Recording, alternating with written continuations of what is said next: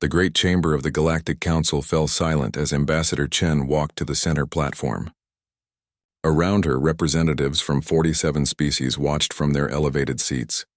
The chamber was huge, built to make anyone standing at its center feel small. Today, Chen did not feel small. She carried no documents, no data pads, just herself in a simple gray suit that looked plain next to the elaborate robes and environmental suits of the other ambassadors. The United Human Government withdraws from the Galactic Council. Effective immediately, Chen said. Her voice was flat, emotionless. All human personnel will leave Council space within 30 days. All human facilities will be shut down. All treaties are void. All agreements are ended, she paused. The silence continued. No one seemed to understand yet. We will not be taking questions. We will not be negotiating. This is not a discussion. Goodbye. Chen turned and walked toward the exit. That's when the chamber exploded with noise. You cannot simply leave, roared Ambassador Thex of the Vex Consortium, his 6 arms gesturing wildly. There are procedures. Protocols. Chen kept walking. Ambassador Chen, please reconsider, called out the soft voice of Ambassador Corella from Minerva. Let us discuss this like civilized beings. Chen stopped at the door but did not turn around. We asked for help. Earth's agricultural systems are failing. 6 billion people are facing starvation. We asked for emergency food supplies. You debated for 3 months and then voted no because of resource allocation protocols. We are done asking. But you must understand our position, said Councillor Vrain, the current council speaker. His blue skin flushed darker with agitation. We have rules. We cannot simply give resources to every member who asks. It would create dangerous precedents. Then we are creating a different precedent, Chen said quietly. Goodbye, she left. The door sealed behind her with a soft hiss. For a moment, the council chamber remained silent. Then Thex began to laugh. It was a harsh barking sound. Let them go, he announced, spreading his arms wide. For 200 years, the humans have acted like they own the galaxy. Always interfering, always playing the heroes, always telling us what we can and cannot do. Good riddance, other voices joined in. Not all of them, but many. The Arsenate representatives clicked their mandibles in approval. The Pelian Confederation hissed their agreement. The humans were too aggressive, said Councillor Mex. Too violent, too quick to use force. We are better off without them. Think of the resources we spent on Earth, added another voice. The trade agreements that favored them. The technology we shared, they gave us nothing we could not develop ourselves. Only a few voices spoke against the celebration. Ambassador Corella stood slowly, her small frame shaking slightly. This is wrong, she said. The humans protected us. They fought our wars. They stopped the pirates that plagued our trade routes. They mediated our disputes. What will we do without them? We will be free, Thex declared. Free to expand. Free to grow. Free to reach our true potential without human interference. The Keeper of Records, an ancient being called Solace who rarely spoke, rose from his seat in the highest tier. His voice creaked like old wood. I have studied much history, he said slowly. I have never seen a departure like this. No anger, no threats, no dramatic speeches. The humans simply left. This troubles me. You are old, Keeper, Thex said dismissively. You worry too much. This is a new age. An age without humans. We should celebrate. And they did. That night, there were parties in the council district. Champagne from Pelia, songs from the Arcanate, dancing in the streets. Ambassador Corella did not attend. Neither did Keeper Solace. They stood together on an observation deck watching the stars. They will regret this, Corella said softly. Perhaps, Solace replied. Or perhaps we will. The next 30 days passed quickly. Human ships left every station, every port, every colony in council space. It was organized and efficient like everything humans did. They did not argue. They did not fight. They did not sabotage anything. They simply packed up and left. Human defense stations that had guarded the outer borders for decades powered down. Their massive weapons went silent. Their shield generators turned off. The stations began to drift in the darkness like dead metal whales. Human trade ships that had carried goods across the galaxy returned to their ports and never left again. Routes that had been used for a century suddenly went empty. Human colonies on shared worlds evacuated overnight. One day there were humans there. working and living alongside other species. The next day, the houses were empty. The shops were closed. The streets were silent. It was eerie how complete it was. How thorough. Like humanity had simply decided to vanish. Where are they going? Kirella asked Solace as they reviewed reports. Unknown, Solace replied, his old eyes studying the data. Every human ship that left Council space disappeared. We cannot track them. It is as if they found a way to hide from our sensors. That should not be possible. Many things about humans should not be possible. That is why I am worried. The Council, however, was not worried. They were too busy celebrating their new freedom and dividing up what the humans had left behind. The Vex Consortium claimed the former human trade routes. The Arcanate took over 3 former human colonies. Everyone wanted a piece of what humanity had abandoned. See? Vex announced at a council session 2 months after humanity's departure. We do not need them. We are thriving. But some things had already begun to change. Small things, easy to ignore. Pirates attacked a Pelian convoy in a sector that had been safe for 50 years.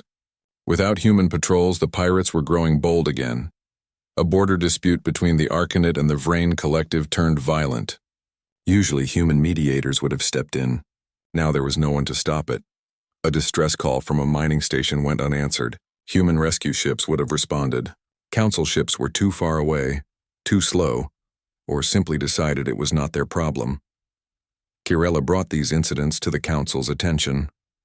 She was ignored. Minor problems, Councillor Vrain said dismissively. Nothing we cannot handle ourselves. Keeper Solace said nothing, but he began to spend long hours in the archives, reading old records. Records from before humanity joined the Council. Records that most people had forgotten existed. What he found there made his ancient blood run cold. That night he called Kirella to his chambers. I found something, he said, his voice shaking slightly.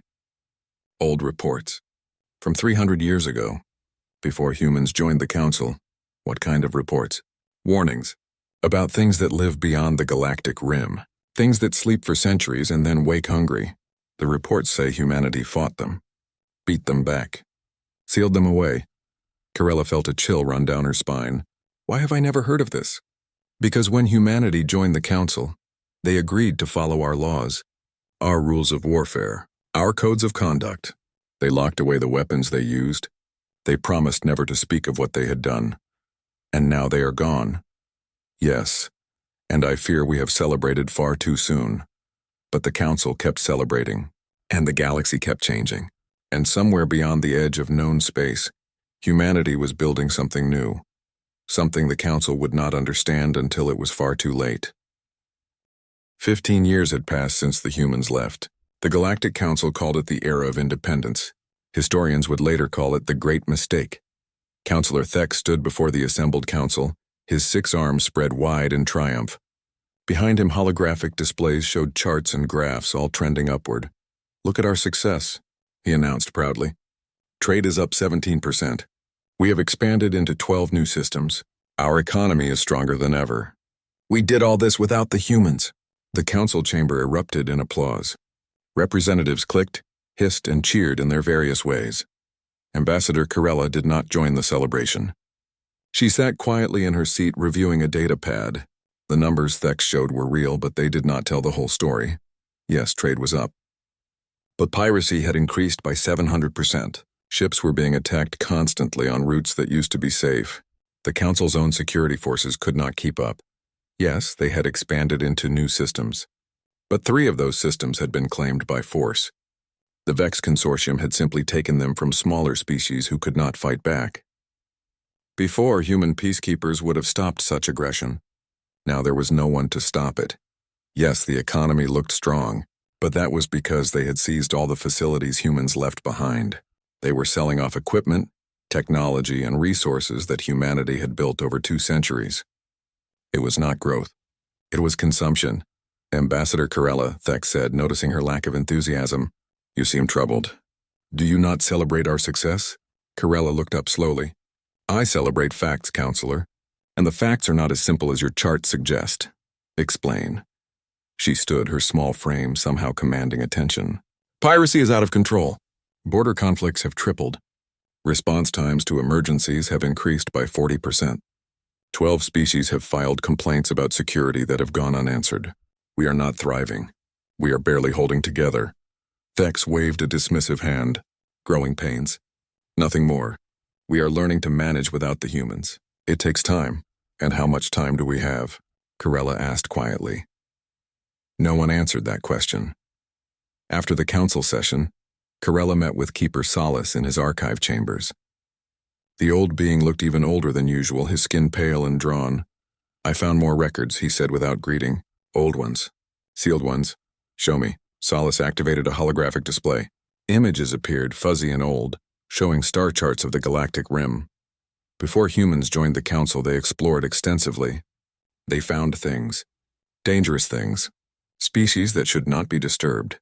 Phenomena that should not be approached. They marked these areas as forbidden zones. I have never seen these charts, Corella said, studying them carefully, because when humanity joined the council, they gave us edited versions. They removed the warnings. They said it was to avoid causing panic. The council agreed, thinking the humans were being overdramatic. Were they? Solus pulled up another image. It showed a ship, half consumed by something organic, something alive. This is from a human exploration vessel 300 years ago. They encountered something they called the swarm, a hive mind species that consumes other ships, other technology, other life. The humans fought them, barely won, then sealed the swarm's territory behind a warning barrier. Corella felt cold. Where is this barrier now? That is the problem, Solace said quietly. The barrier was maintained by human ships, automated systems that needed regular maintenance, ships that left 15 years ago. They stared at each other in silence. We need to tell the council, Corella finally said. I have tried. They do not listen. They think I am a paranoid old fool. Meanwhile, on the frontier, strange reports were coming in. Scout ships sent to explore former human territory were finding abandoned colonies. Not destroyed. Not attacked. Simply empty. Captain Vex of the exploration vessel Wanderer stood on what used to be a human colony world called New Terra. Around him, the colony was intact. Buildings stood undamaged. Power systems still ran. Hydroponic gardens grew food with no one to harvest it. Automated systems maintained everything perfectly. But there were no people. No humans, no bodies. No signs of struggle or evacuation, just emptiness. It is like they vanished into thin air, his first officer said, her voice uneasy. Run full scans, Vex ordered. Biological, chemical, everything. I want to know what happened here. The scans found nothing. No radiation, no toxins, no diseases. The colony was perfectly safe and completely empty. In the main administrative building, they found something strange. A message left on a screen in the control room. Just 3 words in human English, we moved on. What does that mean? The first officer asked. Vex did not know, but it made him deeply uncomfortable. They found the same thing on 4 other human colonies. All abandoned, all intact, all with the same message. It made no sense. Why would humans leave perfectly good colonies? Where had they gone? The reports reached the council, but were dismissed as curiosities. The humans were gone. That was all that mattered. But Corella and Solace knew better. They began their own investigation quietly without telling the council. They studied everything they could find about humanity's final years in council space. They discovered something interesting. In the 5 years before humanity left, human exploration ships had been venturing farther and farther into unknown space, much farther than any council species had ever gone. They had been gone for months at a time, returning with their cargo holds empty and their crews saying nothing about where they had been. They were preparing, Corella said, studying the data. They knew they were going to leave. This was not a sudden decision. But preparing for what? Solus asked. The answer came from an unexpected source. A human data cache left behind in an abandoned facility. It had been locked with encryption so complex that it took council computers 2 years to crack it. When they finally opened it, they found star charts, maps of regions beyond known space, regions the council had never explored because they were too far, too dangerous, or simply too empty to be worth the effort. Except they were not empty. The chart showed hundreds of systems, potential colony worlds, resource-rich asteroids, trade routes that bypassed council space entirely. They found a new frontier, Corella whispered. They did not need us anymore. The realization was crushing. Humanity had not left in anger or spite. They had left because they had outgrown the council. While pretending to be loyal members, they had been building an escape plan for decades. The council had thought they were indispensable. The humans had proven them wrong. Corella brought this information to the council. She thought it would shock them. She thought it would make them understand. Instead, Counselor Thex laughed. So the humans ran away to play in empty space? Good for them. Let them freeze in the dark. We have everything we need right here. But don't you see? Corella pleaded. If they found something better out there, if they were that far ahead of us, what does that say about our own progress? It says we are free, Thex replied coldly. Free of their arrogance. Free of their interference. This discussion is over. That night, Corella stood on the observation deck again, looking at the stars. Solus joined her as he often did these days. They are coming, he said softly. Who? The things the humans kept away. I can feel it. Something is waking up out there. Something hungry. When? Soon. They stood in silence, watching the stars. Somewhere out there, humanity was building a new civilization, and somewhere else, something ancient was beginning to stir. The council continued to celebrate, but time was running out. 23 years after humanity left, the edge of council space began to die. It started with silence.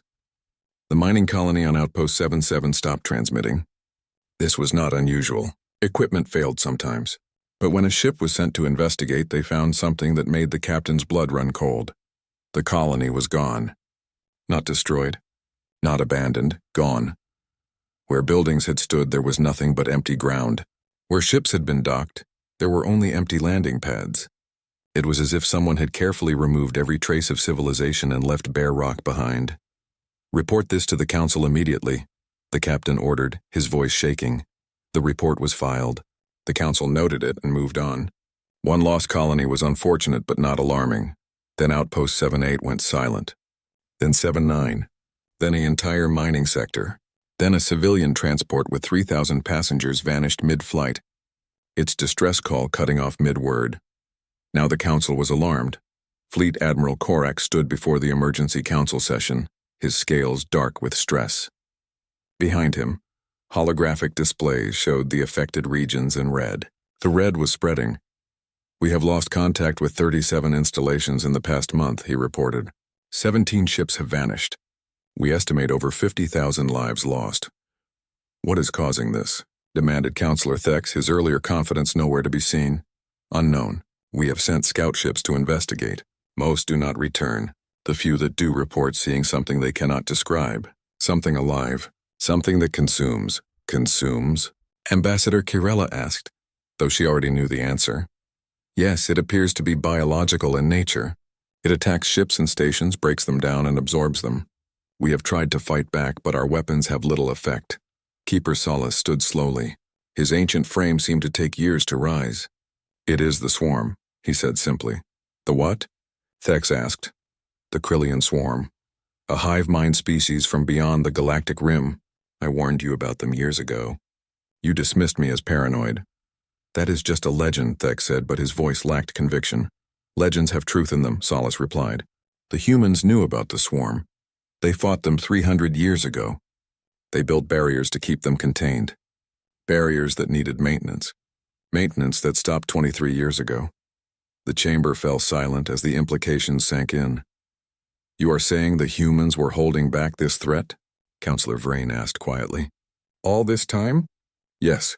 Why did they not tell us? They tried. When they first joined the council, they showed us evidence. The council at that time decided the threat was exaggerated. They thought humanity was making up stories to seem important. So humanity agreed to handle it quietly to avoid panic. Corella felt sick, and when they left, they took their barrier maintenance ships with them. Yes, can we contact them? Thex asked desperately. Can we ask them to come back? We have tried, Korax replied. All attempts to reach Earth or any human colony have failed. Our ships sent to the Sol system do not return. It is as if humanity has sealed themselves away from us. Then we fight, Thex said, standing tall. We mobilize the full council fleet. We push these creatures back. We are not helpless. Korax hesitated. Sir, you do not understand. We have already mobilized. The Third Fleet engaged the swarm at the Kelvin border 3 days ago. And there is no Third Fleet anymore. The holographic display changed, showing sensor recordings from the battle. The council representatives watched in horror as ships were consumed. The swarm moved like a living wave, crashing against the fleet. Where it touched ships, they changed. Organic matter spread across hulls like infection. Ships turned against their own fleet. Their crews likely dead or worse, their systems now controlled by the swarm. It was not a battle. It was a slaughter. How many ships? Someone asked in a small voice. 237 vessels, Korak said quietly. Gone in 4 hours. The chamber erupted in panic. Representatives shouted over each other. Some demanded retreat. Some demanded more attacks. Some simply sat in stunned silence. Kirella forced herself to stay calm. Keeper Solace, you said the humans fought the swarm before. How did they win? I do not know the details, but I know they used weapons they later sealed away. Weapons they considered too dangerous to use under normal circumstances. What kind of weapons? The records are vague, but the human reports called them last resort technology. Things that should not exist. Things that bend the laws of physics. Thex turned to Solace with desperate eyes. Where are these weapons? Can we use them? They were human weapons, kept in human facilities that are now empty. Then we reverse engineer human technology, Thex shouted. We have their old ships, their stations, their equipment. Korak shook his head sadly. We have tried, Counselor. For 23 years we have studied human technology. We understand perhaps 10% of it. Their computers use quantum encryption we cannot break. Their weapons use principles we cannot replicate. Their ships have components we cannot even identify. But they gave us technology, Vrain protested. We have human-made devices throughout Council space. Yes, the technology they chose to share. The simple things. They gave us the equivalent of fire while keeping nuclear fusion for themselves. The realization spread through the chamber like cold water. Humanity had been so far ahead of them, and they had never even realized it. We need options, Corella said firmly. Admiral Korax, can we evacuate the threatened regions? We are trying, but the swarm moves faster than we can evacuate, and we do not have enough ships for everyone. Can we build defenses? Barriers like the humans had? Not without understanding how they worked. And we do not have time to figure it out. Then what do we do? Thex asked, all his arrogance finally gone. Solace spoke into the silence. We find the humans. We beg them to help us, but we cannot reach them. Then we try harder. Because the alternative is extinction. The Council voted. For the first time in its history, it was unanimous. They would send an expedition beyond known space. They would find humanity. They would ask for help. Who will lead this expedition? Korax asked. Corella stood. I will. I am the only one who argued against letting the humans go. Maybe they will listen to me. I will accompany you, Solace said. I am old. If I die in unknown space, it is no great loss. But I know the old records better than anyone. How long do we have? Thex asked Korax quietly. The Admiral pulled up a projection. The red zone spread across the map like spilled blood. At current rates? 6 months before the swarm reaches the core worlds. A year before they consume all of Council space. And if the humans refuse to help? No one answered that question. That night, Corella prepared for the journey. She did not know if she would return. She did not know if there would be anything to return to. Solace found her on the observation deck one last time. They stood together looking at the stars. Do you think they will help us? Corella asked. I do not know. We denied them food when they were starving. We mocked them when they left. We took their things and called ourselves successful. Why should they help us? Because humanity always helped. It is what they do. Perhaps, or perhaps they learned that helping us was a mistake. Below them, the Council district was in chaos. Refugees were already flooding in from the outer regions. Ships were being loaded. People were preparing to run. The celebration had ended. The bill had come due, and somewhere in the darkness between stars, the swarm continued to feed and grow, moving ever inward toward the bright lights of civilization. Corella and Solace had 1 week to prepare. Then they would leave, heading into unknown space to find the species they had betrayed. It was a desperate gamble, but it was the only chance they had left. The ship was called the Last Hope. Corella thought the name was too dramatic, but Keeper Solace said it was accurate. Behind them, Council space was dying. Ahead of them was only darkness and uncertainty. They had a crew of 20. Scientists, navigators, linguists, and soldiers. All volunteers. all knowing they might never return. Course set for the edge of known space, the navigator announced, following the trajectory of the last known human ships. Corella sat in the command chair, feeling its weight. She had never been a military leader. She was a diplomat. But diplomacy required someone willing to listen, and first they had to find the humans. How long until we reach the edge? She asked. 3 weeks at maximum speed. 3 weeks. Behind them, the swarm had consumed another sector. 2 billion lives gone. The council was evacuating the outer worlds, but there were not enough ships. There would never be enough ships. Solace sat beside her, studying old star charts on his datapad. The humans were very careful about where they went, he said.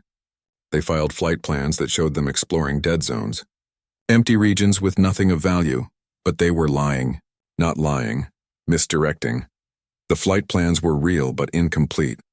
They would file a plan to go to one place, then continue onward to somewhere else after leaving sensor range. How do you know this?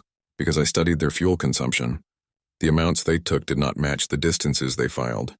They were going much farther than they reported. Corella smiled slightly. You would have made a good detective keeper. I am just an old fool who reads too much. The first week passed uneventfully. They traveled through known space, passing former human colonies.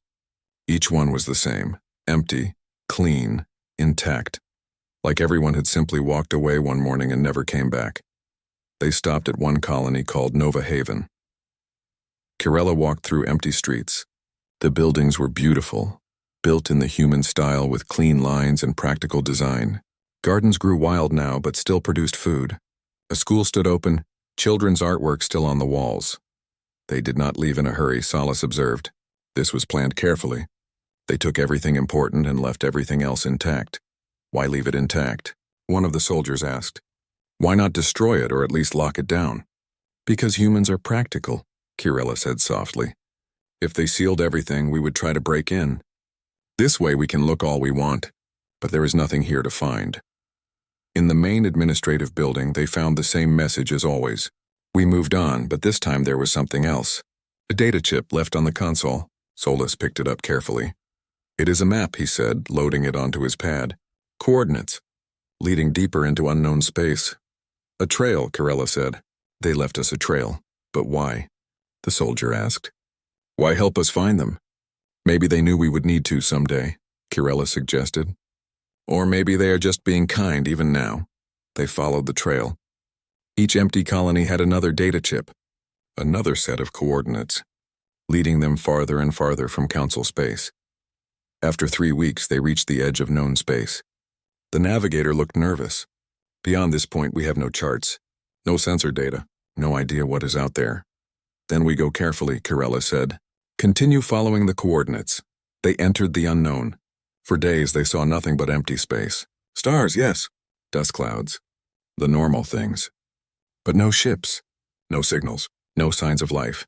Then the sensors detected something, an object drifting in space. What is it? Corella asked. Artificial. Definitely artificial. Looks like some kind of relay station. They approached carefully. The object was a sphere about 50 meters across, covered in what looked like solar panels. As they got close, it activated. Lights came on. A signal transmitted. It is a beacon, the communications officer said, transmitting coordinates to the next waypoint. So the trail continues, Solace said. They found 7 more beacons, each leading them deeper into unknown space. Each one activated when they approached, showing them the way forward. On the 3rd month of their journey, they found something different. Not a beacon, a gate. It hung in space like a massive ring 10 kilometers across. It was made of a metal that did not appear on any of their scanners. Lights ran along its inner surface, pulsing with energy. What is that? The navigator whispered. A FTL gate, Solace said, his voice filled with awe. But not like any we have ever built. This is something far more advanced. Will it work for us? Corella asked. Only one way to find out. They approached the gate slowly. As they got within 1 kilometer, it activated fully. The lights blazed. Energy crackled across the inner ring. Space itself seemed to bend and twist. I am detecting a stable wormhole forming, the science officer reported, her voice shaking. This is impossible. The energy requirements alone should be— The humans built it, Corella interrupted. So it is possible. Take us through. The navigator swallowed hard and guided the ship forward. As they crossed the threshold, reality twisted. Corella felt her stomach lurch. Colors that should not exist flashed past the viewports. Time felt wrong, like they were moving too fast and too slow simultaneously. Then they were through. The ship stabilized, and everyone stared at what lay before them. Stars, thousands of them. But not natural stars. These were surrounded by structures, rings of habitats, Dyson swarms collecting energy, massive ships moving between systems, and planets, dozens of planets with lights covering their surfaces. Dear gods, someone whispered. Detecting multiple ships approaching, the navigator said. Fast, very fast. Power down weapons, Corella ordered. Broadcast on all frequencies. Tell them we come in peace. Tell them we are from the Council and we need to speak with them. The approaching ships were unlike anything they had ever seen. Sleek, black, huge. They moved with impossible grace and speed. Within minutes, they surrounded the Last Hope. We are being scanned, the science officer reported. Multiple forms of scanning I do not even recognize. A voice came over their communications system. It spoke in perfect Council standard, but with a human accent that Corella had almost forgotten. Council vessel Last Hope. You have entered human space. State your purpose, Corella took a deep breath. This was it. Everything depended on what she said next. This is Ambassador Corella of the Minervan people. We seek audience with human leadership. The Galactic Council faces an existential threat. We need help. We need humanity's help. There was a long pause. The Council made its position clear 30 years ago. The voice said coldly, You do not need us. You celebrated our departure. We were wrong, Corella said simply. We were foolish and arrogant and wrong. People are dying. Billions of them. The Krillian swarm has awakened. We cannot stop it. Only humanity knows how. Another pause. Longer this time. You will be escorted to Way Station 7, the voice finally said. There you will meet with a coordinator. They will decide if humanity will hear your request. Thank you, Corella said. Thank you so much. Do not thank us yet, Ambassador. We have not agreed to anything. The human ships guided them to a station. It was massive, larger than any station the Council had ever built. As they approached, Corella could see its surface was covered in weapons. Weapons that could likely destroy their ship 1,000 times over. They docked. A squad of human soldiers met them at the airlock. They wore armor that looked like it was made of living metal, shifting and adapting. They carried weapons that hummed with barely contained power. Follow us, the squad leader said. Not impolite, not hostile, just distant. They were led through corridors that were beautiful in their simplicity. No decoration. No wasted space. Just clean lines and efficient design. Everything was white and silver, lit by soft lights that seemed to come from nowhere. Finally, they reached a large chamber. Inside, a woman waited. She wore a simple black uniform with no decorations. Her hair was gray, her face lined with age, but her eyes were sharp and hard. I am Coordinator Chen, she said. I lead the diplomatic corps of the Human Commonwealth. Speak quickly, Ambassador. My time is valuable. Corella recognized the name. Chen? Are you related to Ambassador Chen, who left the Council? She was my grandmother. I grew up hearing her stories about the Council. About how they left Earth to starve. About bureaucracy valued over lives. So speak carefully, Ambassador. You have much to overcome. Corella straightened her spine. Then I will speak truth. The Council was wrong. We were cruel and short-sighted. We took you for granted. When you left, we celebrated like fools. Now the swarm devours us and we have no defense. We came to beg. Not for mercy. Not for forgiveness. But for help, please. Billions will die. Coordinator Chen stared at her for a long moment.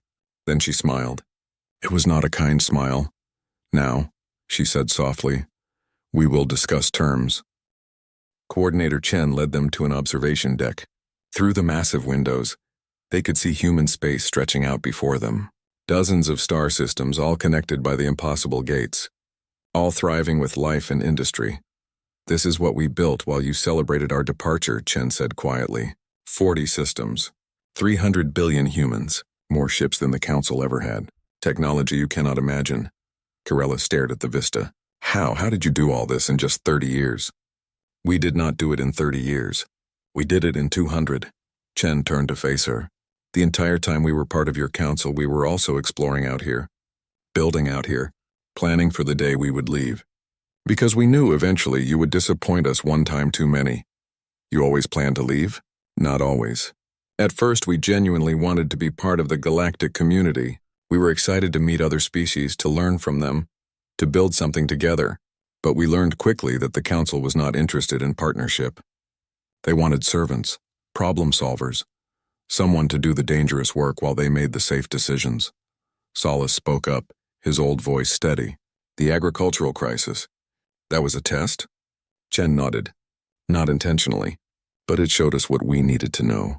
When Earth truly needed help, the Council refused because of paperwork. Because of protocols. Because helping us was not convenient. She paused. We saved ourselves. We always do. I argued for helping you, Kirella said softly. I voted yes, I know. My grandmother mentioned you in her reports. Said you were one of the few with sense. That is why you are here now, alive, being heard. Anyone else the Council sent would have been turned away at the gate. So you will help us? I did not say that. Chen gestured to chairs around a conference table. Sit. Let me explain what you're really asking. They sat. Chen activated a holographic display showing the spread of the swarm through Council space. The Krillian swarm is ancient, older than any of your species, older than most stars in this region. They have a simple purpose: consume and grow. They sleep for millennia, then wake hungry. 300 years ago, they woke and found human exploration ships in their territory. What happened? One of the soldiers asked. We fought. For 10 years, we fought them at the edge of our exploration range. They destroyed entire fleets, consumed colony ships, killed millions. But humans are very good at war, especially when survival is at stake. We developed weapons specifically to kill them. Weapons that break down organic matter at the molecular level. Weapons that tear holes in space itself. Things we are not proud of creating. She zoomed in on a region of space. We pushed them back, sealed them in their home territory, built automated barriers that would alert us if they ever tried to leave. Then we buried the weapons we had created and swore never to speak of them unless absolutely necessary. Why did you not tell the Council about this? Solus asked. We tried. When we first applied for Council membership, we showed your predecessor Council everything.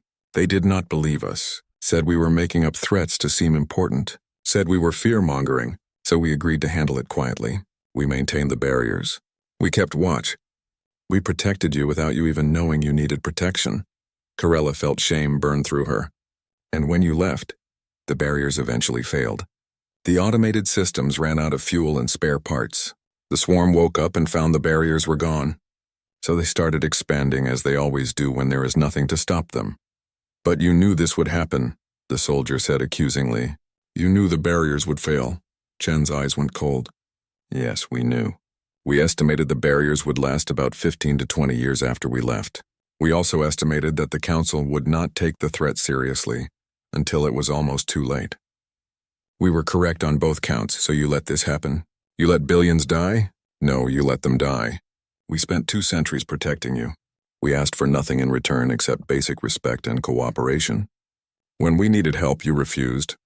When we left, you celebrated. You made your choice. We made ours. Kirella raised a hand to calm her soldier. Coordinator, please. Recriminations accomplish nothing. The question is, will you help now?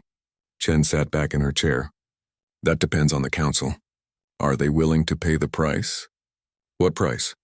The Galactic Council must dissolve completely, permanently. The words fell like hammer blows. Everyone stared at Chen in shock.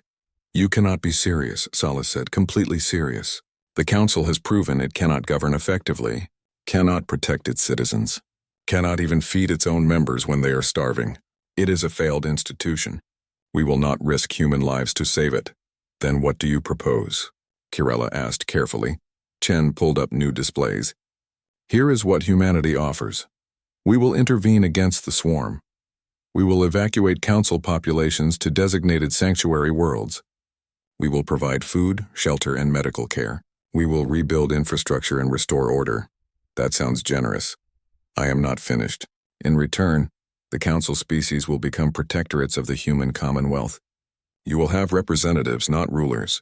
Your worlds will be governed under human oversight. Until you demonstrate the capacity for functional self-governance, you will follow our laws.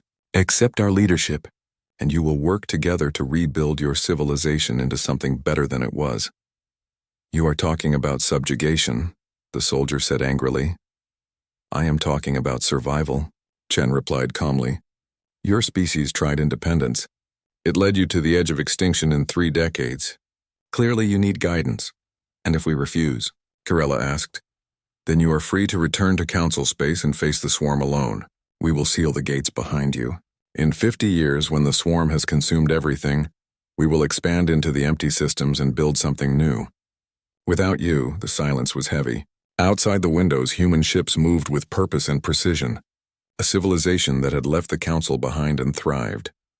I need to consult with the council, Corella said finally. Of course, you have 3 days. We will provide quarters and allow you to send messages. But understand, this offer expires when your time does. We will not negotiate. We will not compromise. Accept or refuse. Those are your options. Corella and her crew were shown to comfortable quarters. The accommodations were nice, almost luxurious. But they felt like a cage. We cannot accept this, the soldier said immediately. She is asking us to surrender our sovereignty. She is asking us to survive, Solace countered. There is a difference, is there? We would be subjects of humanity, not partners, not equals, subjects. Corella sat quietly thinking. Finally, she activated the long-range communicator. The message would take hours to reach council space and hours more for a response. But she needed guidance. The response came 2 days later.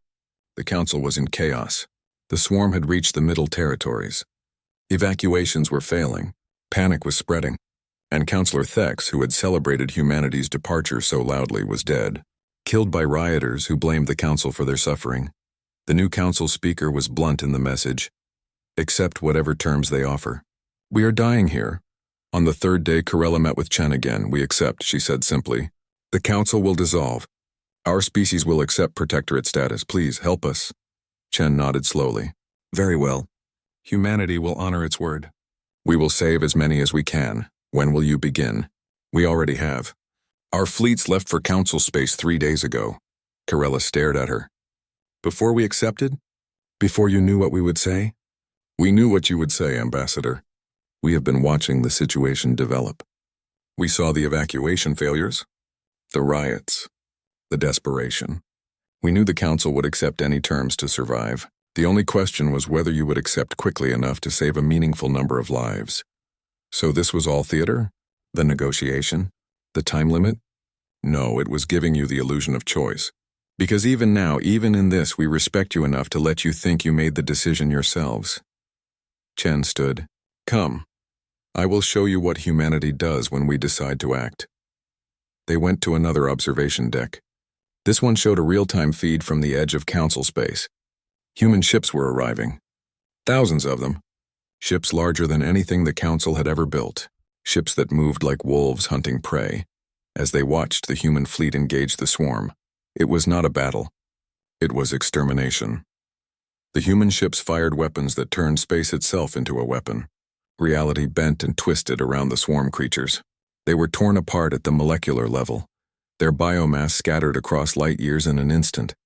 Where the swarm had consumed and corrupted, the human weapons cleaned and purified.